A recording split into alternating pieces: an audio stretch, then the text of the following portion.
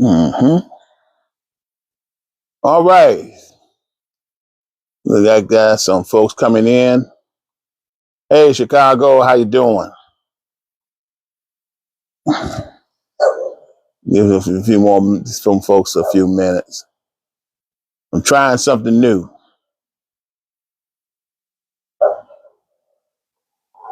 Let's see, invite.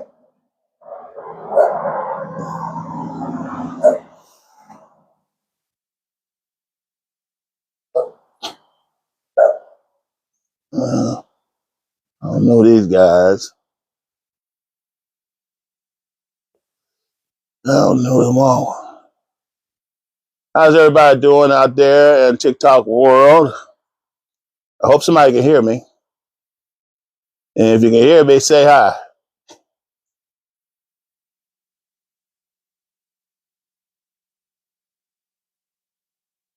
Can everybody hear me? Give me a thumbs up, some love.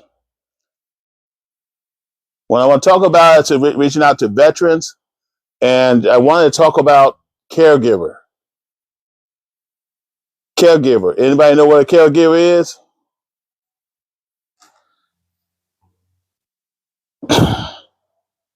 Let's see.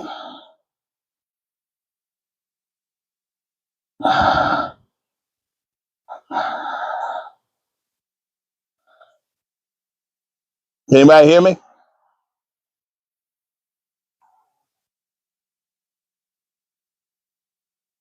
Let me see if let me go to my other accounts here. I know I got TikTok on here. I don't.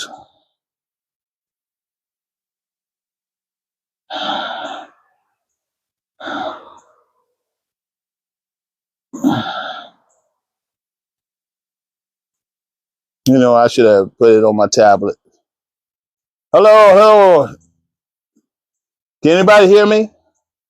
I got the mic on. I can't tell over it offhand.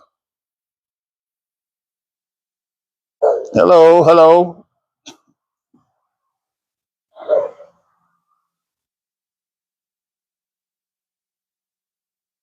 Hello, Troy. Come on in. Come on in. Come on in.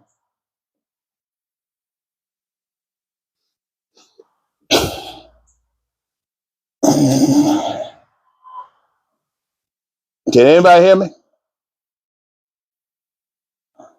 You want to find out a little bit.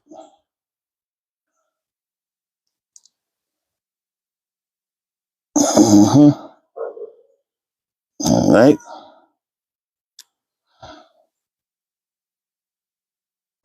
Let's see.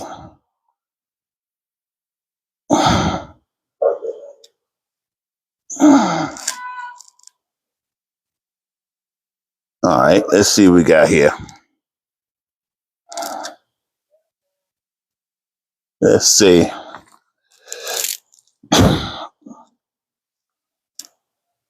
Let's see.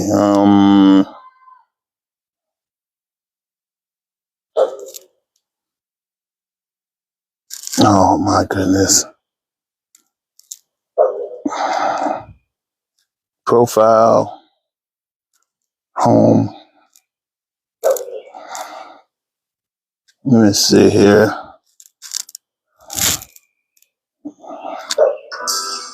Let's see. I know I guess. There we go. Let's see if I can hear myself. There we go. Oh, I can't hear myself. Yeah, y'all let me know. There we go. Oh, I can't hear myself. Yeah, y'all let me know. There we go. That's all good. There's will, there's a way. All right, let's go ahead and get this thing party started. Go ahead.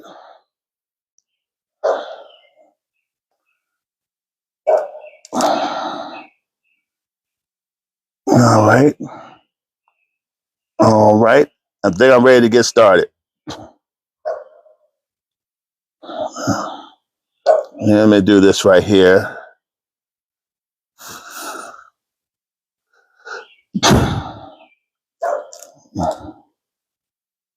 This is going to be okay. Now I'm ready to get started. Thank you for your patience, everybody. My name is Reverend Dr. Antonio Arnold, aka Beast Mode, Airborne. As you can see, I'm wearing my Air Force hat right here because I am an airman. And if you're an airman, you wave your hand in the air and wave like you just don't care. I'm also a soldier as well, serving a number of MOSs, branch, done it all. Served in civil affairs, infantry, combat engineers, done a little combat engineer here, reclass, uh, done quartermaster through the Air Force, and then transferred reclass in the Army. So I've done a few of that. Been assigned to Fort Bragg, Fort Benning, Fort Lee, Fort Dix.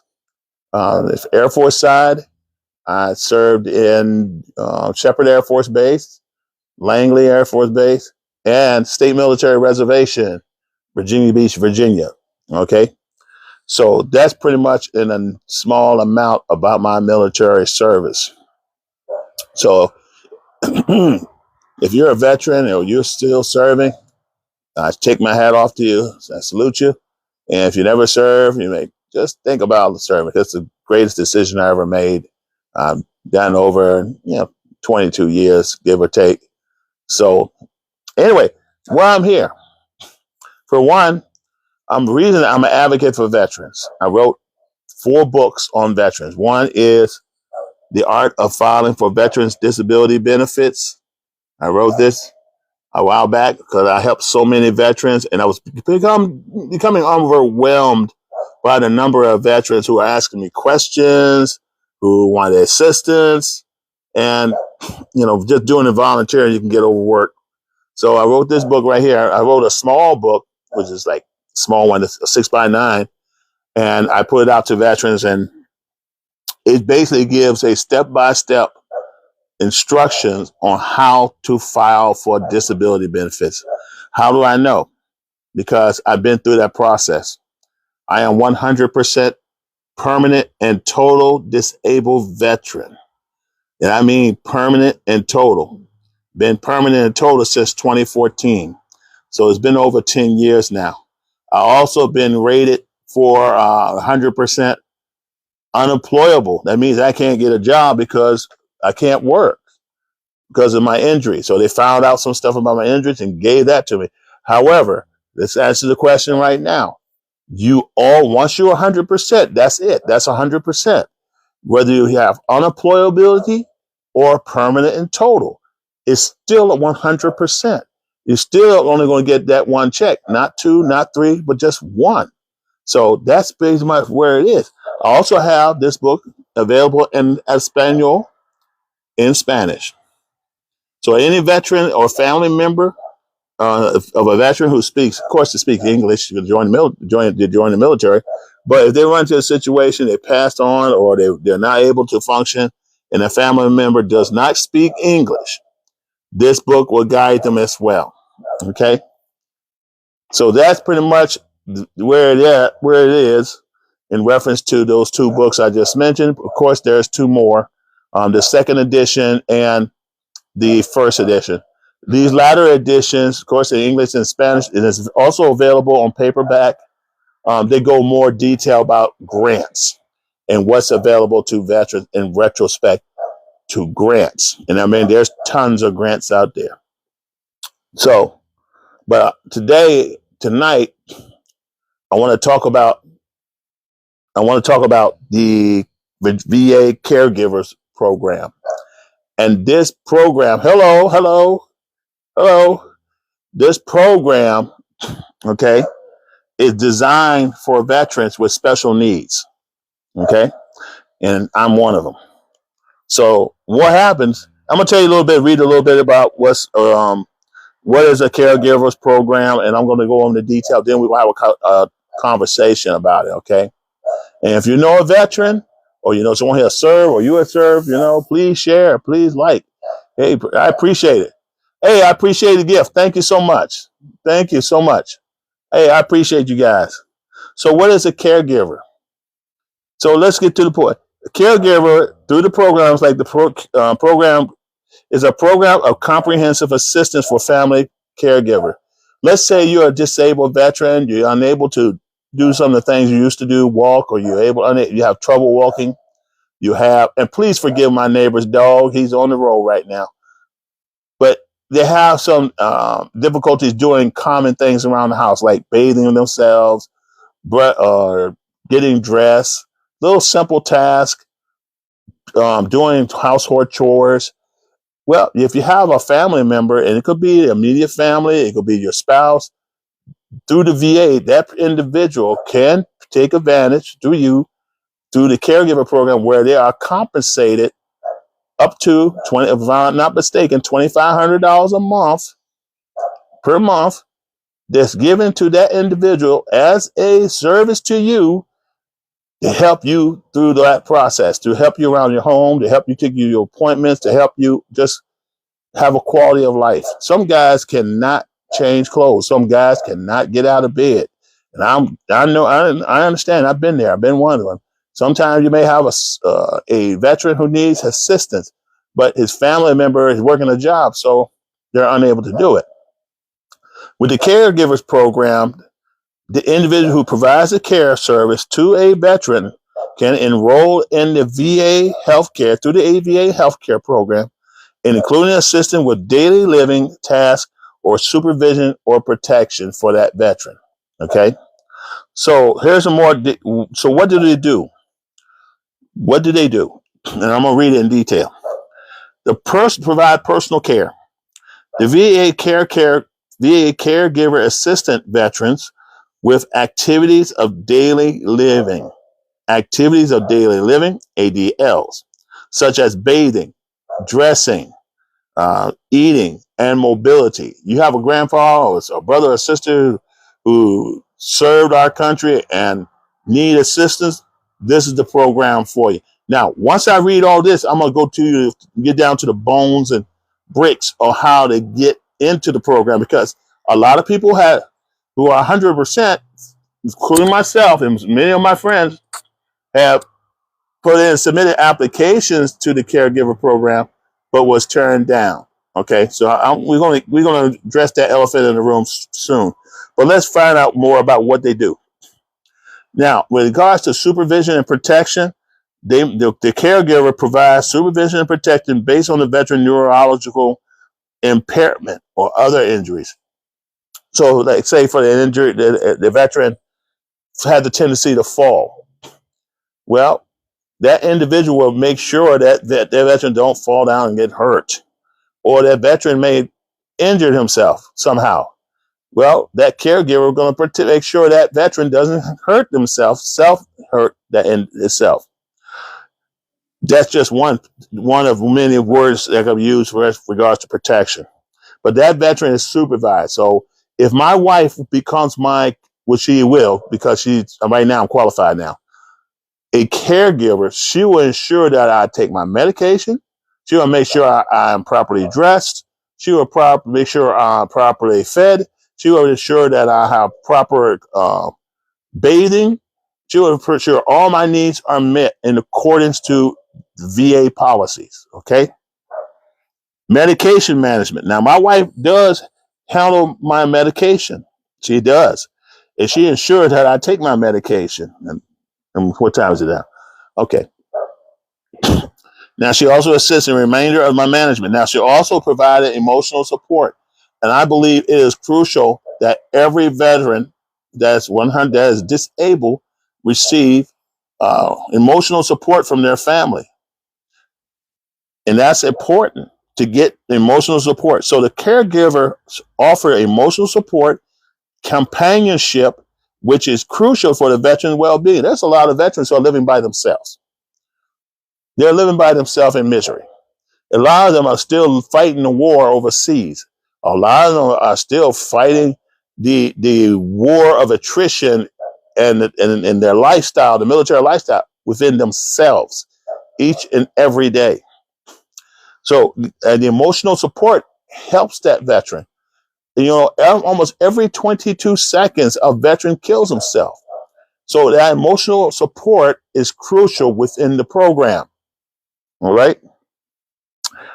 What else? Types of caregiver. Let's go to transportation because my wife does this all the time.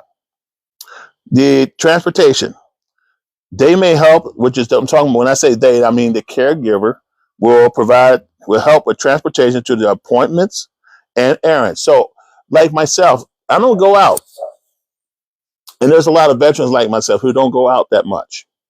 I mean, I'm pretty much retired. I'm medically retired. What else to do?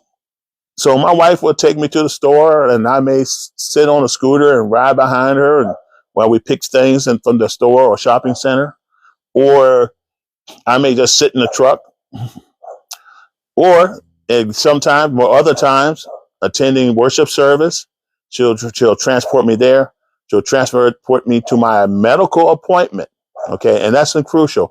You do so if you have a spouse or a family member who is your caregiver, they're pretty much providing help to you to ensure you get to your appointments. So, and you want to take that in considerations too. Types of caregivers. So, what are the types of caregivers? Well, you got a primary, like I mentioned earlier, family caregiver. This main caregiver just designates as the primary caregiver provider of the personal care service for that veteran. That would be my wife. Okay, that would be my wife 100%. Secondary caregivers. It's a backup to that primary caregiver in support of the primary caregiver. That primary caregiver is unable to do it for the sickness or they're on vacation. You have a backup caregiver. That would probably be one of my kids. They're adults. They're grown.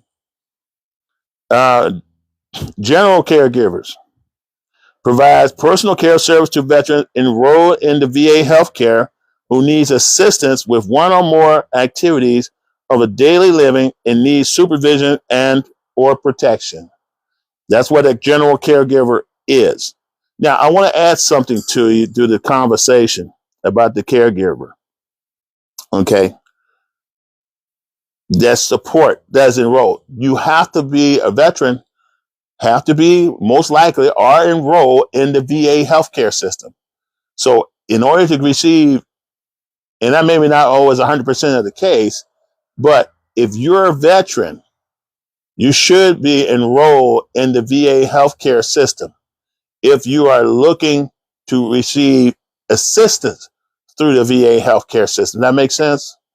Airborne. VA program for caregivers. The program is a comprehensive assistant for family caregivers, PACAFC. This program provides support for family caregivers and veterans with certain disabilities, including a monthly stipend, access to health insurance through CHAMP VA, which is great. My wife already got CHAMP VA, mental health counseling, and respite care. Now, let's talk about this income here. You can see a monthly stipend. I got to get it right. When the individual, your caregiver, that you are assigned to be your caregiver is approved, they're going through a little training, okay? Once they're approved, they're providing care for you, they receive a monthly stipend each and every month for caring for the veteran because it's a full-time job, okay? They get it each and every month. It could be, like I said, immediate family. It could be secondary. It could be someone that you know but most likely, immediate family. And there's a process through that. They have to attend some training. They got to follow up with the VA coordinator or social worker once every 90 days. There's some requirements. All right. So, which brings to eligibility for the veteran. What are the eligibilities? First of all, to be a caregiver, you must know. Let's go back to eligibility. The veteran must enroll in the VA healthcare system, okay, and need assistance with daily living tasks and require supervision. I'm going to tell you how you get that done because it is an unwritten Nobody knows. Nobody will tell you. So I'm going to tell you. But first, for your caregiver goes, your caregiver must be at least 18 years of age. It can be a spouse. It can be a child. It can be your parents. And I know a lot of parents of servicemen are taking care of their service member for one reason or another, their child. They're taking care of their child. They are it's a full-time job. Step family members, like your stepson, your stepdaughter, stepmom, stepdad, extended family members, or someone who lives with the veteran full time. So, so if you have someone live with you as a roommate full time or a significant other full time, then that individual is eligible to apply and apply for to be your caregiver. They must complete the caregiver's education and training. I can't emphasize that enough. No, it's time to pray. We're going to pray shortly. All right. Amen. So that caregiver has to go through a block of training to ensure that they're up to speed, some education. They must demonstrate the ability to provide the necessary personal care service. There must be no determination by the VA of abuse or neglect of the veteran by the caregiver. First and foremost, there will be no abuse or by that individual. Okay, no abuse. All right. So if you know somebody abusing you and it's found out, they're going to be removed from the caregiver. Again, forgive the dogs. Let's see. Eligibility requirement, I just read off for you. Okay. So what is the requirement for you as the veteran? To be eligible, for one, you must have served at least 90 days of active duty with at least 1 day during the period of war. Must have anything other than dishonorable discharge. Okay. A surviving spouse must be married to the veteran at the time of his passing. And not remarried unless to a wartime veteran. Okay. So even a spouse who let's say you passed away and your wife or your spouse wants to obtain some benefits from the caregiver program, they can do so as long as they don't remarry. Okay. Must meet income and countable assets criteria established by the VA. Must be 65 or older or totally disabled, in which I am totally disabled. So 65 years older, all you Vietnam veterans out there, all you Desert Shield, Desert Storm veterans out there, all you guys who served during the Cold War from 1991 on back, you're 65 years old, you're eligible to apply. And you must, okay? So let's get the war part out the way. Eligible periods of war. World War II, December 7, 1941 to December 31st, 1946. Korean conflict, which my dad served, June 27, 1950 to January 35th, 1955, inclusive. Vietnam era, November 1st, 1955 to May 7, 1975. For veterans who serve in the Republic of Vietnam or ship off the coast of Vietnam or Vietnam waterways. Vietnam era, August 5th, 1964 to May 7th, 1975. For veterans who serve outside the Republic of Vietnam, anywhere in the world. And Persian Gulf, August 2nd, 1990 through the date to be described by the President Proclamation of Law. Those are the criteria you need. One of the criteria, matter of fact, two, that I have just mentioned is required for you in order for you to be eligible. Now, it doesn't mean approved. It just means eligible to apply for the caregivers program. Okay. I served during the Cold War. I didn't serve in Vietnam. I don't know why people keep saying I served in Vietnam. I served during Desert Storm, Desert Shield, Desert Storm, Iraqi Freedom. I served during Enduring Freedom, you know, and that's pretty much it. Let's see what else, what other questions we have. Now, how much will the VA will pay my spouse to be a caregiver? And it really depends. Now, the VA will pay your spouse or caregiver for you a monthly stipend based on the hours of care you are required.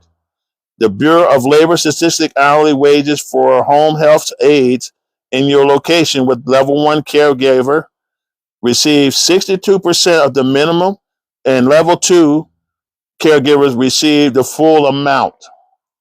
So it depends. If you're if for if you have the if your the veterans need is full force, full time, of course you're going to get a 100%. If the veteran is somewhat independent, somewhat careful, can care a little bit about himself, then they will get 62%. Eligibility for primary VA primary care, family caregiver support. You must be of course, veteran, disabled, require care, home care, 6 months, and you must be for at least 6 months. Now, let's see what else. I want to get all this stuff out the way before I really bite into it. Now, in some instances, and I know this is VA too, 70%. Now, I could have sworn I saw something that says 50% or more, but 70% disabled or higher, and the vet was discharged from U.S. military on medical discharge or medical discharge. The veteran needs at least 6 months of continuous impersonal personal care service. That's what mess up a lot of veterans. When a veteran go to the hospital for a problem or go to their primary care from the VA, they may show up, and after a while, you don't see them no more for 6 months, and then they put in for the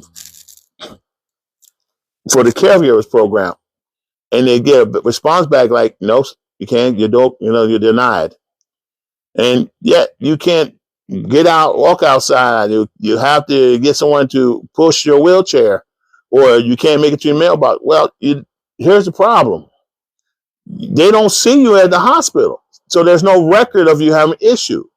That's why it's important, and I'm telling every veteran, use the VA hospital or healthcare. Use the VA healthcare. Or your uncle got 0% disability? Okay, I would, if you could do this for him, help him with the paperwork to reapply or what's that word? I can't think of it. But he can reapply again, and if he gets turned down, he can appeal. I may have followed, so okay, that's not funny. Anyway, I'm gonna ignore you.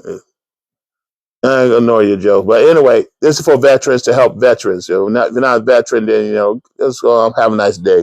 But yeah, this book right here will give you some insight for those who wants to know more about veterans benefits. This book will give you some insight. But as far as the caregiver side of the house, you have to be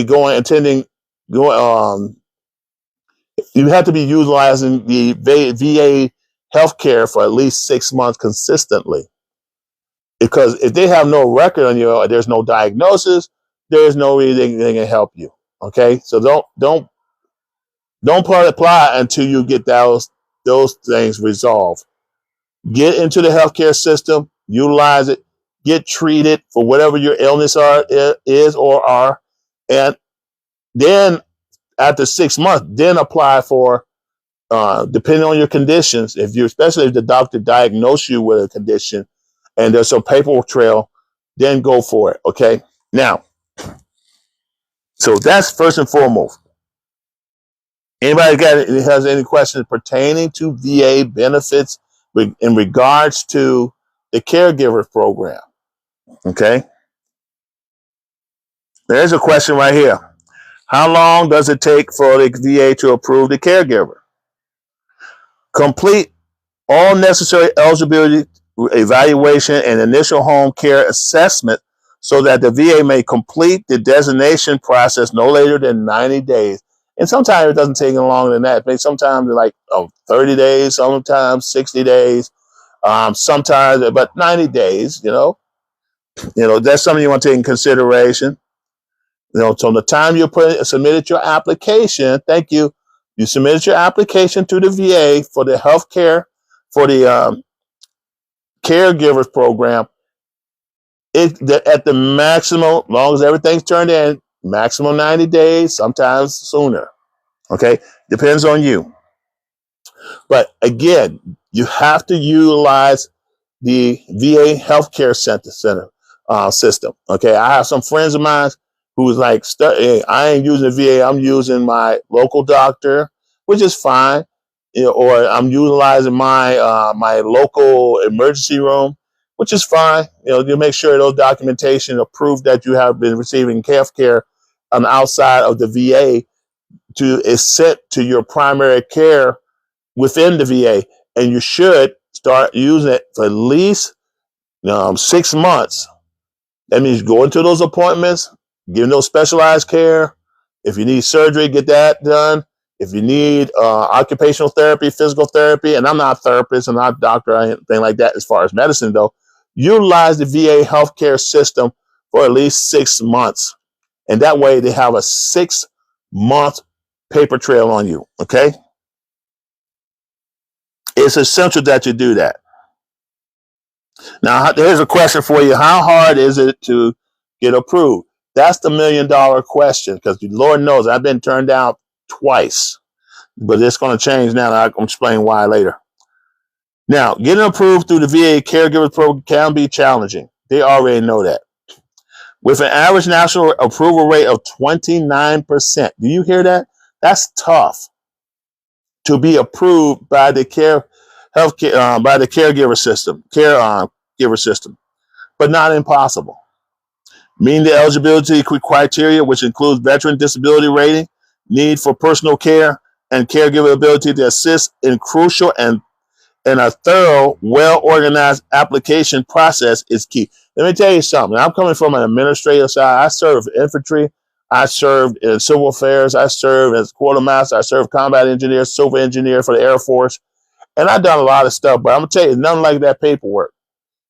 You turn in your, guys, if you ever turn in a promotion packet, that promotion packet got to be tight because it has your information in there. And that's going to determine whether you get promoted or not. You fill that thing out right, whether you have your PT score, you can be the best PT runner, but your paperwork's all jacked up. Your NCOIC, your NCOES is all jacked up. Your certificate's in the wrong place. Your medals, your whole stuff is jacked up. I don't care if you can run 5 miles in 2 minutes. You ain't going to get promoted. That's just the way it is. Your paper trail is key. Even right now, it is key to have that stuff in order. When you fill out this application that I'm about to talk about, it has to be filled out right. And the follow-up application after that got to be completed by you. And then the follow-up application after that got to be completed by your primary care physician through the VA system. Okay? You got to do it. You have to do it right.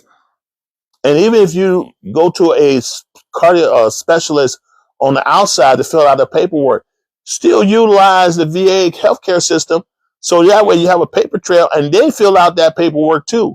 It's always good to have more than one entry, okay? But 29%, and that's a fact, make it, get approved. That's how tough. It's tougher to get approved for the caregiver program than it is to get 100%. Maybe it's just me. I don't know. Because they want a well-organized application. Must be service connected, and that a lot of us are service connected with a rating 70% or more. Hey, I've been 70%. I'm currently 100% in both ways. Must need personal care. I definitely do need personal care because my wife tends to me all the time. And a lot of veterans have to have their wife attend to their needs every day. All right. You got to get it done. All right. What else? Must be unable to perform active daily life. Man, I can't lift I'm struggling just moving my left arm. And you notice I'm using my right a lot because I have a frozen shoulder. I have limited range of motion on my arm. I had two back surgeries and hundreds of procedures. Trust me, it's hard. And to do the simple task of washing dishes, you can forget about that. I'm not going to bend over no sink, my back the way it is. I can't bend over to do laundry or sweep the floor. So my wife had to do all that stuff. You know, if I do anything, I'm going to pay for it and I had to go to the ER. You got some veterans just don't have no range of motion. You got guys who are homebound, like myself. I'm completely homebound. Um, I got friends who are bedridden. I got friends who are, stuck in a wheelchair, paralyzed from the waist down. Doesn't mean it gets that extreme, but their needs are many because they cannot do the very things that we take for granted. Washing and clothes and throwing in the laundry, yeah, that's great if you're good, but it's very tough or almost impossible for a disabled veteran with special needs. Okay? So you have to have some needs. My wife does all the cooking. I usually cook. I may sit in a roller wheelchair or something or a walker and try to do what I can, but I can't do it. Walking to the mailbox, you got congestive heart failure. Guess what? Or your legs are numbing up, or you got foot surgery and one of your nerves is gone, missing it, or you got loss of use of a toe. You don't have a toe anymore, or you loss of certain organs. All that could play a part in making a determination for them to make a decision on your case. So please take that into consideration, that an inability to perform daily tasks can affect your ability for the quality of life, and that it justifies your needing a caregiver full time. Okay, this is not some free money that they're going to give you. It's earned, and you have to qualify for it. And I already read unto you the age requirement. I already read unto you application process. Matter of fact, let's talk about the application process. I'm going to put this down. Oh, boy, this is rough. Oh, you don't want this, what I'm getting here. Sometimes the money is nice, but I'm telling you, it's just not worth it. If you can have the ability to have a quality of life and still be able to function, still be able to run, still be able to go to work every day, and make unlimited cash, go for it. I'd rather have my good health back than depend on the government and not be able to take care of my own self. That's just one of those things. Now, for the caregivers out there, you have to fill out an application. You can do it online, or you can submit for a request, or give the VA a call and say, hey, or that you need a VA form 10-10 CG, which CG stands for caregiver. Okay. In the form, the application in itself, let me see here. Yeah, this is it. I don't know if you can see it. Looks like this, something like this, and it'll say what it says on there. And it's the form. Oh God, it hurts. Oh man, I'm gonna use my right. It's 10-10 CG. It's 10-10 CG. Man, I am hurting over here. This frozen shoulder, you don't want. Arthritis, you don't want. Osteoarthritis, you don't want it. I'm a paratrooper too in infantry. I've done some crazy stuff. And I'm quite sure you have to. Yeah, you fill out this form. You can fill it out online through the va.gov. Just type in search. You log in, search caregiver, and fill out the form. The main thing is you have to have an account. Okay? That means you have to be a veteran. So you fill out the form. It's going to ask for your name. It's going to ask for your social security number. That for sure. It's going to ask for your date of birth. It's going to ask for your sex, whether you're a male or female. It's going to ask for your address, your primary phone number, your email address.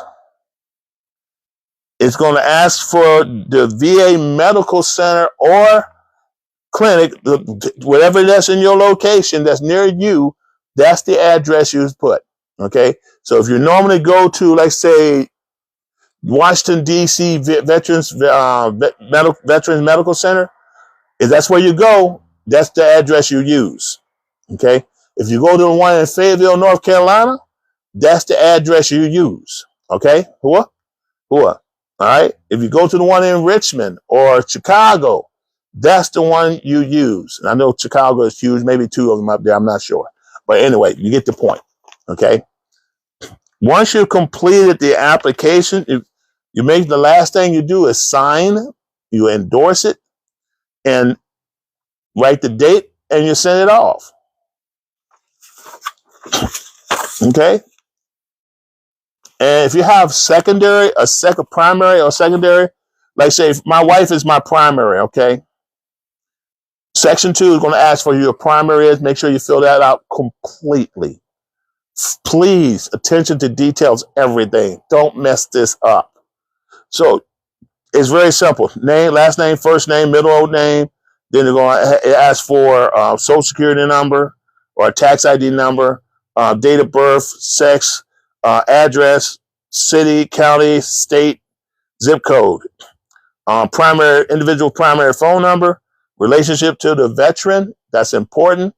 Daughter, spouse. It could be, like I said, daughter, son, or a partner who I live in the same house with you. Okay. The individual's email. So we have established communication. Should be on that form.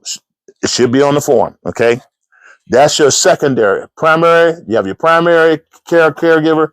Then you have section 3, secondary caregiver. Think of people who you trust if that individual is unable to support you. So you have their information, name, last name, first name, middle name, suffix, address. They have their social security number, date of birth, sex, address, city, county, state, zip code, mailing address, of course, primary phone number, alternate phone number. I'm sharing some great stuff here, guys. Let's say email address, relationship to the veteran. Could be the relationship could be an uncle, could be a dad, could be granddad, long as immediate family. Okay. Now, if the person lived, my roommate or my boyfriend, we lived together for 20 years. However you want it, but make sure. Okay. All that information is printed on the application, legible, and of course the signature and date is very important. All right. And you got, another secondary, and it looks like that. Secondary. Oh boy, I can't hold this one. Whew, it's hard. Sometimes it's hard on my spine because this lifting up this arm, period, it is agony. More or less my shoulders. But yeah, you get the point. All right, so what's going to have to happen? The caregiver support social worker will contact you within 3 to 4 days. And if you miss their call them back, leave a message. Always leave your last 4 of your social and your name, full name, and the number that you wanted them to call. Now, they're working with a lot of cases, so please do not be upset if they don't call you immediately. All right? Because these social workers are either working alone or working with a limited team. So when they do contact you and they emailed you some documents, you got to fill them out. For example, a request for authorization for release of health information. You're going to need to fill this out, guys. All right? You got to fill that part out, all right? And it's going to ask you, of course, it's going to have the name of the Veterans Affairs, Department of Veterans Affairs names, because sometimes they'll send it to you with already pre-filled out with their location. Like, for example, they're going to, like, the ones I work with are very good. I mean, they were top notch. I just didn't qualify at the time. But they're going to already type in their address, the name of the medical center, the address for you. They're going to print out I'm talking about a good one. Print out your name, and your date of birth. Of course, your address, and the name and address, organization, individual. What they use is the word caregiver because they're going to put that on there. So you definitely want to make sure that's on there. Purpose for the application, treatment, caregiver support service to the veteran. You want to write that down if you haven't already. So you check it off right here, and it's going to say, and you say you check off treatment, and you type in or write in caregiver supportive service to veteran, okay, or to the veteran. It's important that you do it that way, okay? What else? Information request. What information are you requesting? They allow them to request. They're going to request at least up to 2 years. They're going to ask for they're going to request through the VA system your health summary. Okay? They're going to look at that. Your health summary. They're going to look at your patient medical records. All right? Your inpatient discharge summary. All right? A lot of us go to the emergency room. A lot of us had to stay overnight. A lot of us had surgery and we had to stay for a week or two or a few days. So when you're discharged, that type of documentation is needed. Progress notes, very specific, without going to specifics. That's need to place in it, so that should be checked off. Operative clinical procedures. Oh, I've done a ton of those, plus operations. That's need to be checked off. All right.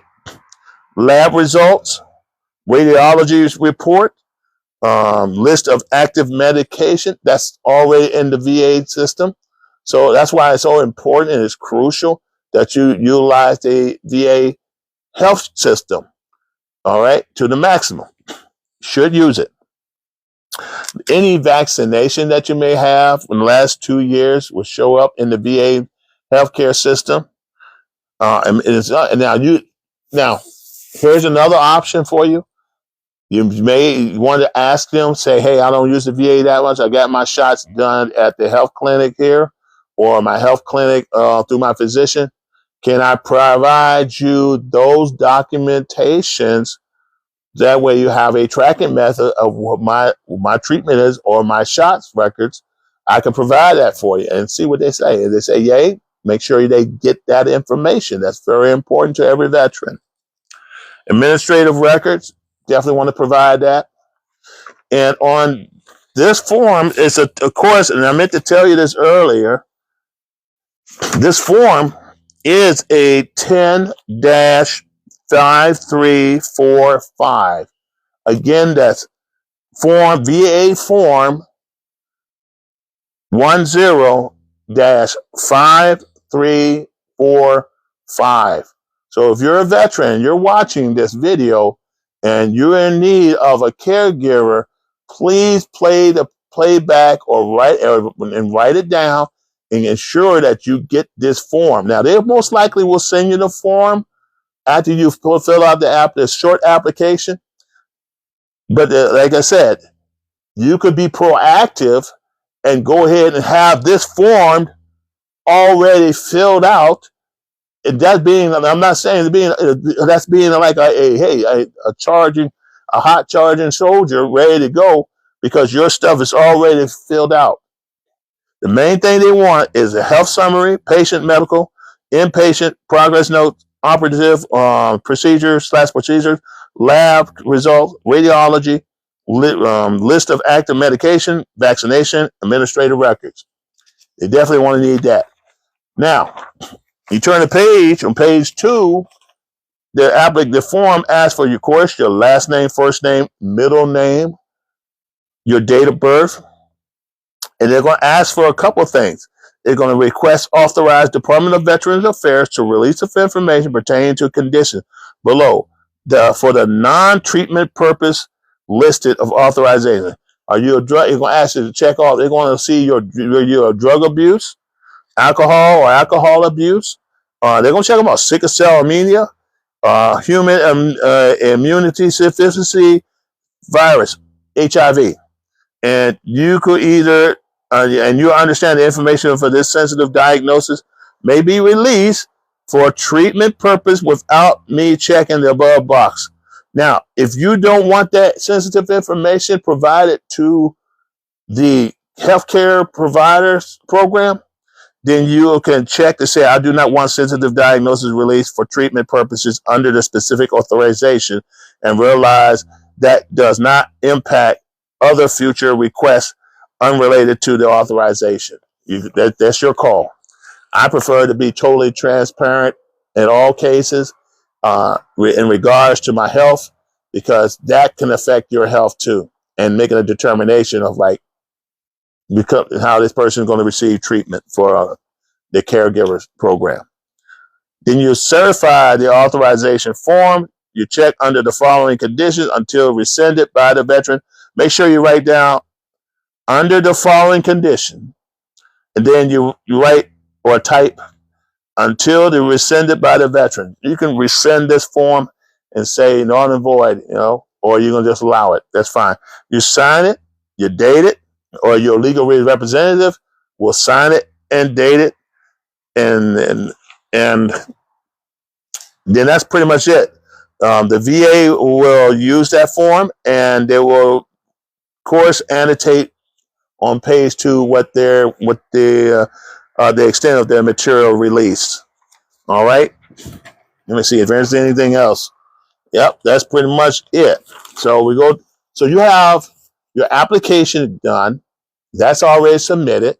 You already got your request and authorization to release health information submitted. There it is. There it is. So let's put that over here.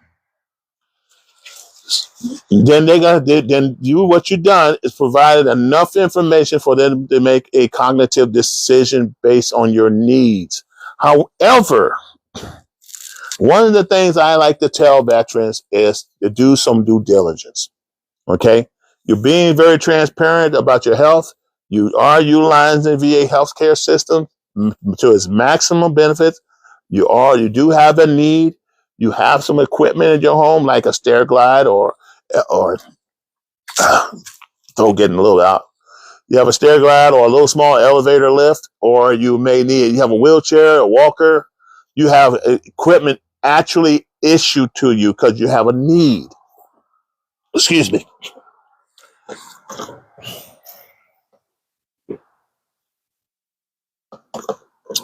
got to drink this healthy water. Sorry about that, guys. You have to show need. I cannot walk upstairs. Guess what? I have a stair glide. Now, if stair glide breaks down, I'm stuck upstairs. I need somebody to help me. All right? That's a need. That's because you can justify that need. Now, here's another thing you're going to need I'm getting you ahead of the curve, guys. Why? This is separate from the caregiver. Why are you getting the caregiver stuff done?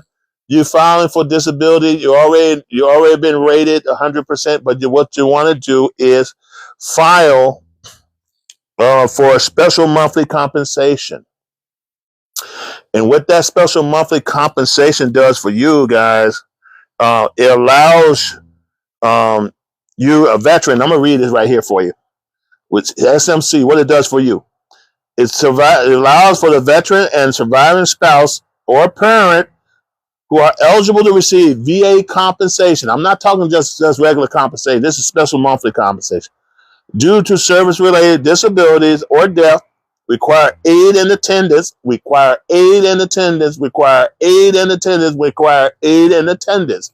Hint, hint. To another person to perform personal function required in everyday living, such as what? Bathing, feeding, dressing, attending the wants of the nature, adjusting prosthetic devices, protecting oneself from hazard of daily environment, may be eligible for what? Special monthly compensation. Okay? A veteran or deceased veteran survivor spouse may be eligible for special monthly compensation based on being housebound. I'm giving you a gift, guys. Housebound. Subsequently confined to the immediate premises because of what? permanent disability. I'm confined to my own house. I can't go out there, take a chance of falling all over the place, or I can't drive too much a long distance without my back acting up or my shoulder be throwing a fit, and on my neck, and I got numbness on my right foot. So I got some issues, numbness on sciatic nerve that shoots down to my right leg and my left leg, plus my knees are degenerated. Every bone on me is degenerated. So, if you know someone who's facing similar hardship, physical, you might want to take this into consideration, okay? So, for the veteran and the disability causing the need for aid and attendance, you're going to need somebody to help you. There's also to help you from getting hurt, to provide those basic needs that we take for granted every day.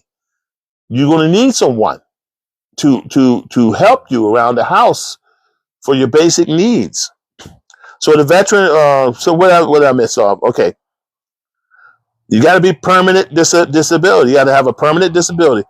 A veteran of the disability causing the need for aid and attendance or housebound status must be related to certain military service. Okay. These benefits are paid on addition to monthly compensation. So you get a monthly compensation. This special monthly compensation is added on top of it. Okay. Dependency or indemnity compensation, DIC. They are not paid without eligibility compensation. Okay. It also has another one called special monthly pension. Special monthly pension. I applied for that and I got approved for it. I got both of them. Because I suffer with severity anxiety. Anytime you've been diagnosed with anxiety and you're rated for 50% or more on anxiety, then you should be eligible for this special monthly pension compensation. And I encourage you to file through the VA system for a special monthly pension for the pension plan. Okay, not talking about this pension that you can either have one or the other. I'm talking about this pension is based on your cognitive, as far as a special monthly pension program. Okay, that's on application form and is the VA form 21-2680. 21-2680. So any of you veterans out there listening in or watching this video, you definitely want to get a copy of this form. And it says right here, 21-2680. And it's for a special monthly compensation. My apologies, you're seeing it in reverse, but this is the form that you're going to need to fill out. Okay, and I'm going to tell you why you want to fill it out. Even though you already applied through the VA website and you already submitted your paperwork through the easy form or the long form, you still want to fill this out. Okay, and I'm going to show you why in a little bit. You want to fill it out because you know your situation. The veteran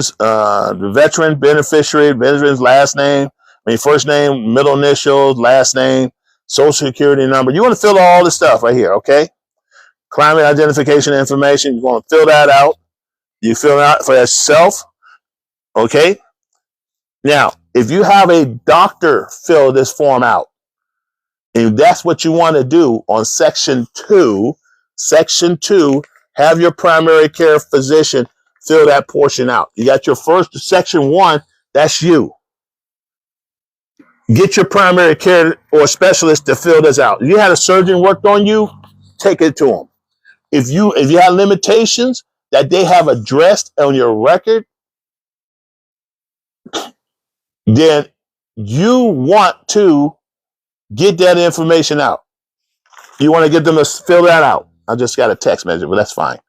So you want to get the claimant name is the person who's filling it out on your behalf. It could be you, it could be your spouse, your parent, your child, or it could be your primary care physician. And of course, the name, the client, put the social security of the individual or yourself. You want to get that done. Okay, so let's go to the next page. I may be getting a little ahead of myself.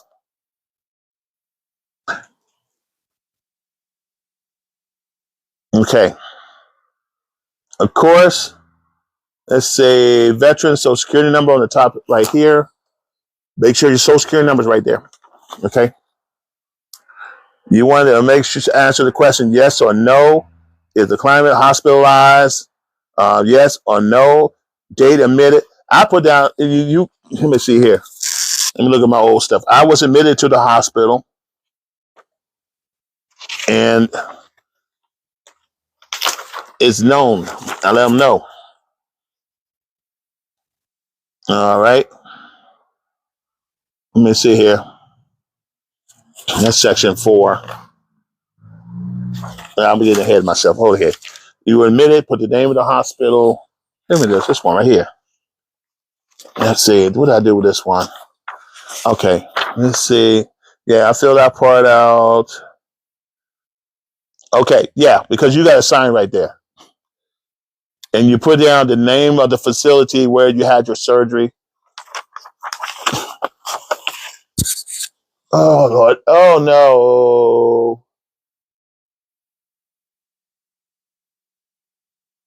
no.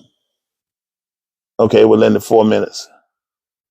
Oh, man, come on.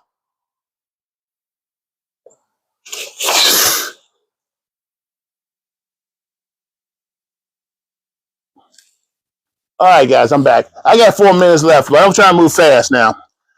You want to fill this paperwork out, this form 21-2680, and get your physician to fill out the other portion, okay? They're going to ask you if you have loss of memory. They're going to ask you several questions. It's going to ask you, do you use a brace? Do you use a wheelchair?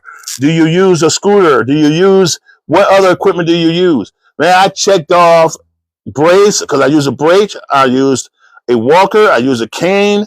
Uh, and I use a scooter too. I had to use a scooter, because I had my foot worked on at that time. And my physician, the specialist, the examiner will sign off, will type in his name. It'll have his title. It'll have his date signed. He will sign it. It'll have his national provider identifiers number. Okay. It will have the VA medical center or whatever medical center you do. His contact number, where you can go direct number. And that's pretty much it. And now here's the other thing. What they'll do. You still have your social security number right there on every top of the page. She's gonna check off medication management, additional activities, housekeeping, laundry, whichever. VA appointment. What do you go to? You go to your VA appointment, having trouble getting out of bed, wiping, or do you need help with a shower, eating, or dress? He'll check out only thing that pertains. Now I have 2 physicians that done it. They will check off pertaining to what they know. Okay. If they know your limitation, they're going to put it on here. 28, a patient is legally blind? No. Does the patient require nursing home care? No. In your judgment, does the patient have mental capacity? Yes. What is the posture? The patient has upright posture and good skin. So describe the restriction. Well, just like my percentage, I have an L5S1 deformation, right? Because I have the surgery on my back. I have a foot surgery on my right foot. I got L5S1 formation and plus a past surgery. And it'll know all the stuff that's going on with me. And speaking of management, my wife is bringing my medication. Thank you very much. She's on time. That's why another reason I'm filling this out, because I filled this out because I want her to get the very best because she's taking care of me. And mobility is restriction. They talk about I got 3 areas, my shoulder, my trunk, which is my back area, and my right foot. And once that form is complete, what you do, they're going to keep a copy for their records, for the VA records at the center, medical center. But what you're going to do, you take your portion, go online where you file for disability, and you upload it as evidence. You upload this form as evidence, okay? Your evidence. Because once the physician signs off on it, and I have 2 of them, one for my shoulders, and one for my back and foot. Once they sign it, they submit it, it goes through that process. And then they'll make a decision based on the evidence that's provided by you, whether they'll approve it. And I'm here to tell you guys, I'm approved. Because it states right here, entitlement to aid and attendance benefit, right here. Just got it suggested 2 days ago. Aid and attendant benefit may be awarded when the veteran is so helpless. Don't take it the wrong way when talking about you so helpless as to be permanently bedridden or needed regular aid and attendant. I need regular aid and attendant. To another person to attend routine activities in daily living. The veteran does not meet schedule requirement if the disabled at 100%. Now, if you have just one single area that's 100%, that's fine, but that's more than the story. However, if the veteran has multiple disabilities, okay, from either common or a single body system, multiple injuries incurred in action, multiple deformed extremities that combines to 100%, the entitlement to the aid and attendance benefit is granted. I have more than one, from upper to lower extremities. I have 100% because of that. Okay. Hello. Glad you guys can join me. But I'm sharing some great information about the Caregiver program, how you can qualify. You submit all that stuff and plus those documents that's been signed by your primary care to your social worker, and that will help them make the decisions. Like, this guy is in need, and if you let them know, hey, I have been approved by the VA system, and this is because